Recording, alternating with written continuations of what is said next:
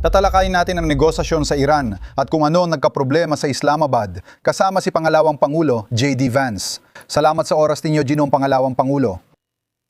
Ano po ang nangyari at saan tayo patutungo mula rito?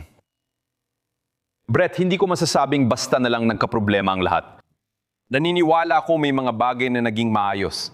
Nagkaroon tayo ng pag-unlad at malinaw na ang mga kondisyong pwedeng magbigay ng konsesyon ng Estados Unidos at kung saan tayo pwedeng maging flexible. Mahalaga para sa presidente na maramdaman niyang maganda ang kasunduan, kaya inilatag namin lahat ng issue at nagkaroon ng magagandang pag-uusap.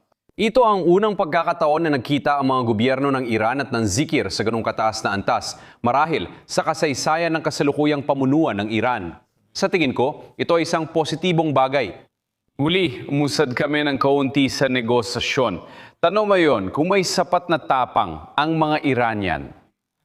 Inilibing ang material sa lupa ng Operasyong Midnight Hammer. Kung tutusin, ayaw ng presidente na ipasa ang problema ng programang ito sa susunod na presidente o sa kasunod pa nito. Kaya nais naming lubusang ilabas ang material mula sa bansa para magkaroon ng kontrol ang Estados Unidos. Yan ang una. Pangalawa, tungkol sa beripikasyon, iba ang sabihin ng mga Iranian na hindi sila magkakaroon ng sandatang nuklear. Tayo mismo ang magtatakda ng mekanismo para matiyak na hindi mangyari yon. Bahagi nito ang pagsigurong hindi sila makakapagpayaman ng uranium dahilan kung bakit muntik na silang magkaroon noon ng sandatang nuklear. Kaya yon ang dalawang bagay na sa tingin ko ay nagkaroon ng kaunting progreso ang mga Iranian at lumapit sila sa atin. Sa tingin ko may magagandang palatandaan pero hindi pa sapat ang pag-usad nila. At kaya ang napagdesisyonan namin ay, alam mo ba, dahil sa tingin namin na ang team na ito at ang kasalukuyang schedule ay hindi makakabuo ng kasunduan, hayaan na lang silang bumalik sa Tehran. Babalik kami sa Washington at doon kami ngayon. May susunod bang hakbang? Magkakaroon pa ba ng mga pag-uusap sa lalong madaling panahon? Nangyayari ba yon sa Pakistan at ikaw ang namumuno? Magandang tanong yan, Brett. Sa pinakaugat, mga Iranian ang may sagot dyan dahil nasa kanila na ang bola. Nilinaw namin kung saan kami maaaring maging flexible at kung saan kailangang ilabas ang nuclear na material mula sa Iran. Ngayon, anong interesting dito, Brett? Ang interesting dito ay sa proseso ng negosasyon na ito. Sa tingin ko ay nakakuha tayo ng kaalaman kung paano nakikipagnegosasyon ang mga Iranian. Iyan ang dahilan kung bakit umalis tayo sa Pakistan. Dahil hindi nila nagawa. Sa tingin ko, hindi nagkasundo ang team, kaya kinailangan nilang bumalik sa Tehran para man sa kataas-taas ang pinun o sa iba pang tao at talagang makuha ang pag-apruba para sa mga kondisyon na itinakda natin. Kaya kung magkakaroon pa ng pag-uusap at kasunduan, naniniwala akong nasa Iran na ang bola dahil marami na tayong nailatag. Talagang nilinaw namin kung anong aming mga hangganang hindi pwedeng lampasan. Milinaw din namin, Brett, na magiging masaya kami. Ayon sa Pangulo ng Estados Unidos, matutuwa siya kung ituturing ang Iran na normal na bansa at ekonomiya at kumuulad ang kanilang mga tao. Para maging normal na bansa ang Iran sa ekonomiya, dapat din itong maging normal sa hindi paghahanap ng sandatang nuklear at hindi pagsuporta sa terorismo. Sa tingin ko, may malaking kasunduan na posibleng gawin dito pero nasa mga Iranian ang susunod na hakbang. Naririnig kong pinag-uusapan mo ang enriched uranium, sandatang nuklear at ang kakulakan nila ng kakayahan para dito sa pangmatagalan. Hindi ko naririnig na binabanggit mo ang tungkol sa ganap na muling pagbubukas ng kipot ng Hormuz ng walang bayad. Isa ba ito sa mga red line? Isa ito sa mga bagay na pinag-uusapan natin, Brett. Kailangan nating makita na ang kipot ng Hormuz ay ganap na bukas. Sa totoo lang, ito ang punto kung saan sinubukan ng mga Iranian na baguhin ang mga patakaran habang nagnenegosasyon. Milinaw namin na hindi ito katanggap-tanggap. Sa negosasyon, sinabi namin, ang PNUKAWA ay nag-aalok ng tigil putukan at ititigil ang pambobomba. Kapalit dito, inaasahan naming ganap na muling bubuksan ng mga Iranian ang kipot ng Hormuz. Gaya ng sinabi ng Pangulo, tumaas ang trapiko sa kipot ng Hormuz na mabuti para sa pandaigdigang ekonomiya. Maganda rin ito para sa Estados Unidos ng Amerika. Pero hindi pa natin nakikita ang buong pagbubukas. Umaasa tayong itutuloy ng mga Iranian ang pagbubukas ng kipot ng Hormuz. Kung di nila gawin yon, magbabago ang negosasyon natin sa kanila. Hindi ka naman nagulat. Sa huli, madalas namang magsalita ang mga Iranian tungkol sa negosasyon sa ibang paraan. Nag-post ang Ministrong Panlabas ng Iran. Kumilos ang Iran ng may mabuting loob kasama si Zilin Senkuara sa mataas na antas ng pag-uusap para tapusin ang digmaan. Sa Molde at Islamabad, nakita natin ang maksimalismo, pagbabago ng layunin at mga pagharang. Walang natutunan. Mabuting loob ay nagbubunga rin ng mabuti at pagkapuot ay nagbubunga ng kapareho. Mukhang hindi sila babalik agad sa negosasyon. Patuloy pa rin ang tigil putukan na ito.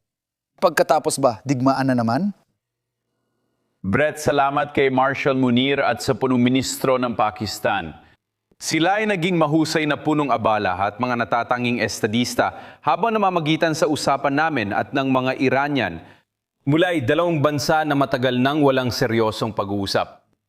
Tungkol sa pahayag ng Ministro ng Ugnayan Panlabas si Araghchi, kung titignan mo ang sinabi niya, oo, may kaunting pagyayabang. Pero sa pagitan ng mga linya, sinabi niya na ilang sentimetro na lang ay magkakaroon na sana ng kasunduan. Ipinapakita nito na interesado talaga ang mga Iranian makipagkasundo at lumapit sila sa ating posisyon sa paglipas ng panahon. O yugto na ng negosasyon, pero masasabi ko, Brett, na ibang-iba magnegosasyon ng mga Iranian kaysa sa atin sa Estados Unidos. Ang ginawa namin ni Jared Kushner at Steve Witkoff ay naging malinaw. Ito ang mga bagay na handa naming isuko, pero ito ang mga bagay na kailangan naming makuha. Kailangan naming nasa labas ng Iran ang pinagyamang material. Kailangan namin ng malinaw nilang pangakong hindi sila gagawa ng sandatang nuklear. Kung tatanggapin ito ng mga Iranian, magiging magandang kasunduan ito para sa parehong panig.